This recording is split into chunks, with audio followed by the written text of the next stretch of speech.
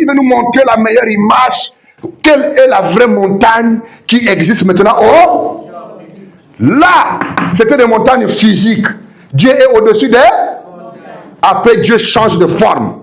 Il dit là-bas, c'était dans l'Ancien Testament. Mais dans le Nouveau Testament, j'ai maintenant une montagne spirituelle. Et c'est quoi la montagne spirituelle? Hein? Non. La montagne spirituelle, c'est les jeûnes. Vous comprenez? Hein? Dieu s'assoit au-dessus des jeûnes. Vous comprenez? Le jeûne de 2 jours, le jeûne de 3 jours, le jeûne d'1 jour. Quand il dit je vais à la montagne, donc je pars à jeûner. Je vais à la montagne. Même si ça, la maison est seulement comme ça, il n'y a pas de montagne. Il dit que, excusez-moi, je suis à la montagne. Ça veut dire que tu es parti où? Je suis parti jeûner. Mais Dieu, il est au-dessus des... Donc là où il y a le jeûne, Dieu est là-bas. Tu comprends? Là où il y a le jeûne, Dieu est là-bas. Et Jésus a dit, il y a une certaine sorte de démon qui ne peut sortir que par la prière et par les... Par la prière et par les... Le salaire qui ne veut pas venir là. Le jeûne va ramener le salaire. Vous comprenez? Le mariage qui ne vient pas, va à la montagne. Vous comprenez? 1 jour, 2 jours. Si tu es fort, va 3 jours. Si tu es fort, va 4 jours. Si tu ne peux pas aller 4 jours, arrête-toi à 2 jours. Arrête-toi à 3 jours. Mais au sortir de la montagne, quand tu vas descendre de la montagne, là, tu vas voir ce qui va se passer. Vous comprenez? La Bible dit ceci. Moïse aimait rencontrer Dieu sur les... Tout le temps, Dieu est descendu sur la montagne d'Horeb. Dieu est descendu sur la montagne de Sinaï. Dieu est descendu sur la montagne de Morisha. Donc Dieu aimait toujours les montagnes, les montagnes, les montagnes, les montagnes. Mais comme Dieu sait que ce n'est pas tous les pays qui ont les montagnes, alors il a dit que les autres doivent aller à la montagne spirituelle. Et la montagne spirituelle, Dieu est toujours là-bas. Et c'est quel genre de montagne? Les jeûnes et les prières. Alléluia. Depuis le matin, je ne sors pas aujourd'hui. Tous ceux qui me cherchent ne me verront plus. Téléphone. Quand on appelle comme ça, numéro indisponible. Oh. C'est comment aujourd'hui? Allô? Numéro indisponible. Mais c'est comment? Depuis le matin. Hein? Jusqu'à au moins 15 heures. Oh Dieu, change la situation, Seigneur. Change la situation. Change la situation. Il est au-dessus des... Il est au-dessus des... Comment peut-il être au-dessus d'une montagne et il ne voit pas? Quelqu'un qui est au-dessus de la montagne, il voit tout le pays. Hein? Il voit toute la ville. Hein? Il voit tout le monde. Hein? Regardez un peu cette petite montagne-là. On voit tout le monde. Mais la plus haute montagne. Tu ne pourras pas voir tout le pays. Donc, quand Dieu est sur la montagne, il voit tous les problèmes. Il voit par où tu passes.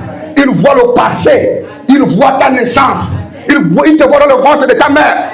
Il voit ta mère en train de te pousser. Il te voit prendre le sein. Il te voit en train de naître. Il te voit en train de manger ta première nourriture. Il est sur la montagne. Il te voit grandir. Il te voit faire l'accident. Il voit les sorciers qui te tourmentent. Il voit celui qui a volé le visa. Il voit celui qui t'empêche d'avancer dans ton foyer. Il voit celui qui a lancé la maladie. Il voit celui qui a ruiné ton foyer. Mais où est-ce qu'il est? Parce qu'il est sur la montagne. Tu comprends? Tu veux le rencontrer? Va sur la montagne. Vous comprenez? Il va te trouver là-bas. Et sur la montagne, il va descendre. Vous comprenez? Nous devons prier. Alors l'ennemi a dit ceci. Oh! Mais leur Dieu est puissant dans la montagne. Vous me saisissez? Excusez-moi. L'ennemi a dit, oh, cher ami, fuyons. Parce que leur Dieu, c'est le Dieu des montagnes. Et il est puissant dans les montagnes. Donc, Dieu est tout puissant quand vous êtes dans les jeûnes et les prières. Mais les montagnes là, ce sont les jeûnes. Et beaucoup de gens n'aiment pas jeûner. Moi, abandonner la queue à l'Odika. Non, ça, c'est pas possible. C'est mon plat préféré. Et depuis le matin jusqu'au soir, je ne mange pas. Non, je ne mange pas. Moi, je vais manger, c'est pas possible.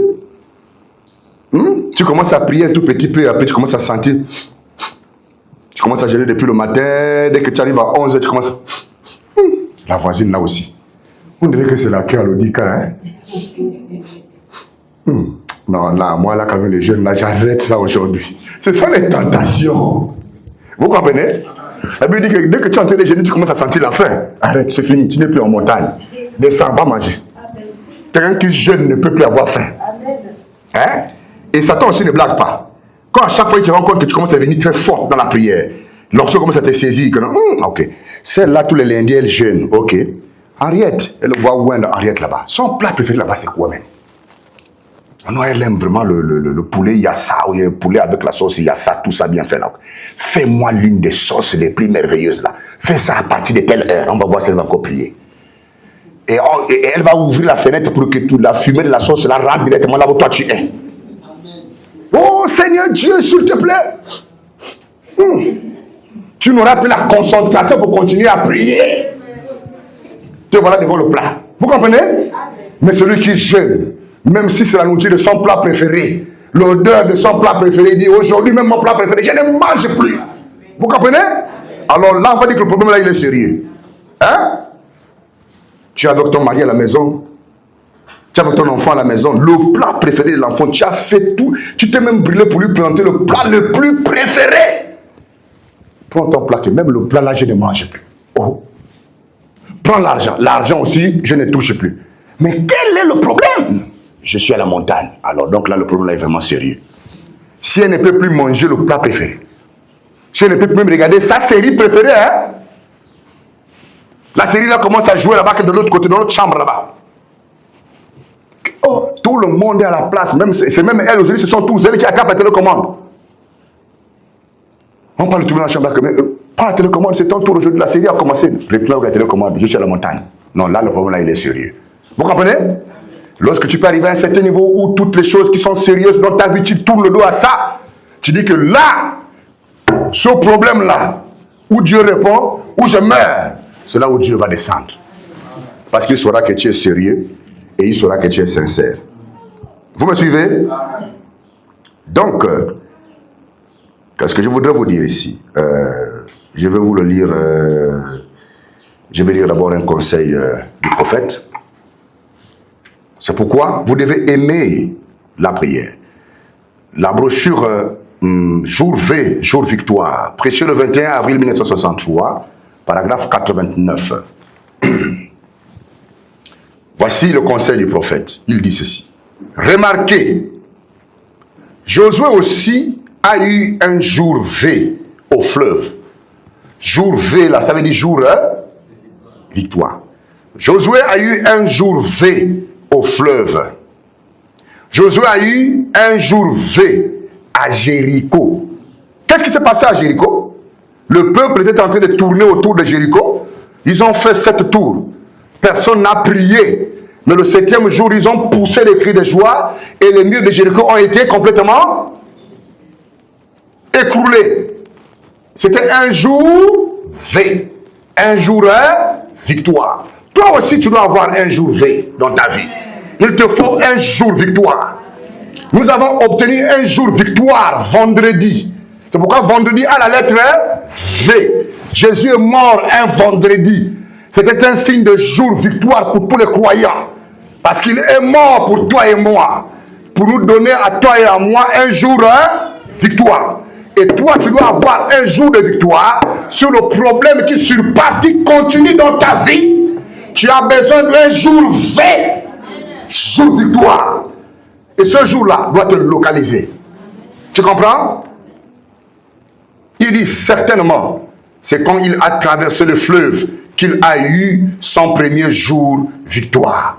Qu'est-ce qui s'est passé? Les enfants d'Israël sont arrivés devant la rivière du Jourdain. L'eau était vraiment trop haut.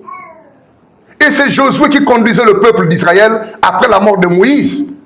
Comment le peuple devait croire que Josué était un serviteur de Moïse, serviteur de Dieu, et que le même ange qui marchait avec Moïse devait marcher avec Josué? Josué se retrouve devant la rivière du Jourdain. La rivière du Jourdain avait scellé le passage, avait barré le chemin à Josué. pour qu'ils ne puissent pas traverser les enfants d'Israël de l'autre côté. Mais qui était le Dieu de Josué? Le Dieu de Josué était le Dieu de Moïse. Mais qu'est-ce qu'a fait le Dieu de Moïse? Le Dieu de Moïse, quand Moïse s'est retrouvé avec le peuple devant la mer Rouge, le Dieu de Moïse a fait quoi? Il a ouvert la mer. Et la mer Rouge sont les tribulations que le pays a aujourd'hui. Le pays va mal. Les foyers vont mal. Le travail, ça fait mal. Le voisinage, les relations, ça va mal. Tout va mal. Et c'est quand tout allait mal pour les enfants d'Israël, que la mer Rouge avait barré le chemin, Dieu est descendu sous la forme de lumière. Il a ouvert la mer Rouge par le canal de son serviteur Moïse. Mais quand Moïse est mort, la Bible dit que le Dieu de Moïse était devenu le Dieu de Josué. Et le peuple a dit, Josué, si vraiment le Dieu de Moïse est avec toi, nous voulons voir les mêmes choses que le Dieu de Moïse a fait. Alors nous allons te suivre. Donc Josué était en carence. Il cherchait un jour de victoire. Il cherchait un jour V. Il se tient devant la rivière du Jourdain qui était vraiment trop élevé en eau. Qu'est-ce qu'il a fait? Josué écouta la voix de Dieu et il s'est mis à avancer devant la rivière du Jourdain. La Bible dit quoi? Que le Jourdain s'est ouvert et ils ont traversé le Jourdain à sec. Et Josué a eu son premier jour V, son premier jour de victoire. Vous comprenez? Si tu n'as jamais eu ton premier jour de victoire depuis que tu es chrétien, il te faut avoir un jour V, jour victoire.